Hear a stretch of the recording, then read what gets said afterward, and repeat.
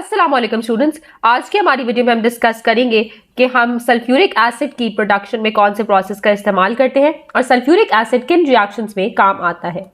तो सबसे पहले हम बताएंगे कि कॉन्टैक्ट प्रोसेस किस तरह जो है वो काम करता है, जो कि प्रिपरेशन ऑफ सल्फ्यूरिक एसिड में काम आता है। कॉन्टैक्ट प्रोसेस के फर्स्ट स्टेप में हम सल्फर डाइऑक्साइड प्रोड्यूस कर रहे होते हैं, सल्फर को बर्न करके या फिर आयरन पायराइड्स को बर्न करके पायराइड बर्नर्स में।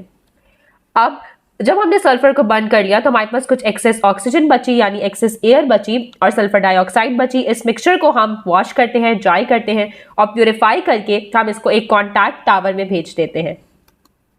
इस टावर में सल्फर डाइऑक्साइड को हम सल्फर ट्राइऑक्साइड में कन्वर्ट कर रहे होते हैं और जो कैटलिस्ट हम यूज करते हैं वो उसका नाम है वेनेडियम पेंटाऑक्साइड या फिर V2O5।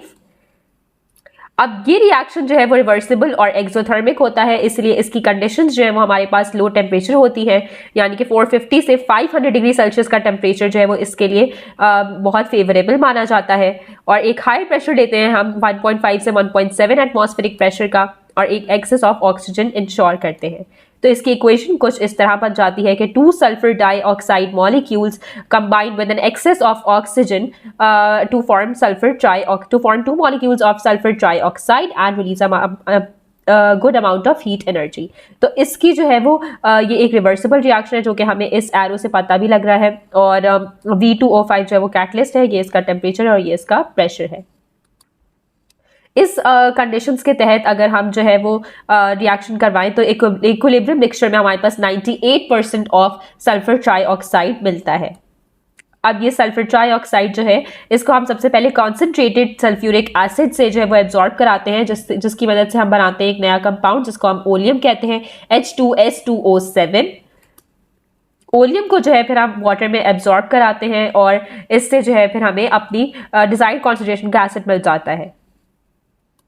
सल्फ्यूरिक एसिड के अगर यूजेस की बात करें तो वो कार बैटरीज में यूज होता है, फर्टिलाइजर्स में यूज होता है, डिटर्जेंट्स में यूज होता है। और ये कहा जाता है कि सल्फ्यूरिक एसिड जिस कंट्री के पास जितना होता है तो उससे उस कंट्री की जो है वो पावर का पता लगता है।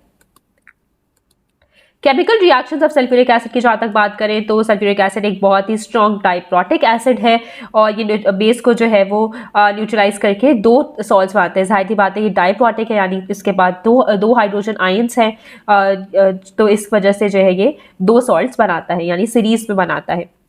It is a strong oxidising agent और इसकी ऑक्सीडेशन की जो डिग्री है वो डिपेंड करती है कॉन्सेंट्रेशन ऑफ एसिड पे, मेटल की नेचर पे और टेम्परेचर पे।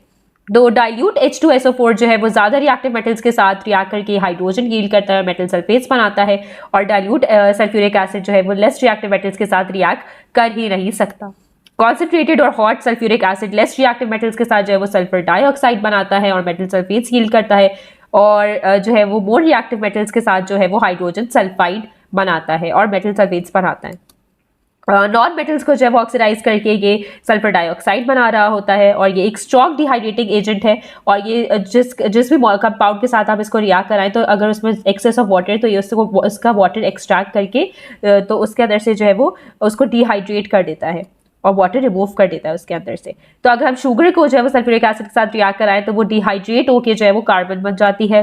ऑक्सैलिक एसिड को डिहाइड्रेट कराएं तो वो कार्बन मोनोऑक्साइड और कार्बन डाइऑक्साइड यील्ड करता है, और फॉर्मिक एसिड को अगर हम डिहाइड्रेट कराएं तो वो कार्बन मोनोऑक्साइड यील्ड कर रहा होता है। आइए अब हम इस पर एक क्वेश्चन सॉल्व करते हैं। क्वेश्चन में दिया गया है कि कॉन्टैक्ट प्रोसेस में हम किस सब्सटेंस में जो है वो वाटर ऐड कर रहे होते हैं जिसकी मदद से हम जो है वो सल्फ्यूरिक एसिड बनाते हैं। तो हमने जो है वो पढ़ा था कि ओलियम के अंदर जो है वो हम वाटर ऐड कर रहे होते हैं जो है ताकि हम अपनी डिजायर्ड कॉन्सेंट्रेशन का जो है वो सल्फ्यूरिक एसिड बना सकें। तो ओलियम का जो है वो केमिकल फॉर्मूला था H2S2O7। आइए देखते हैं इसका सही जवाब क्या है। यही इसका सही जवाब है। Thank you.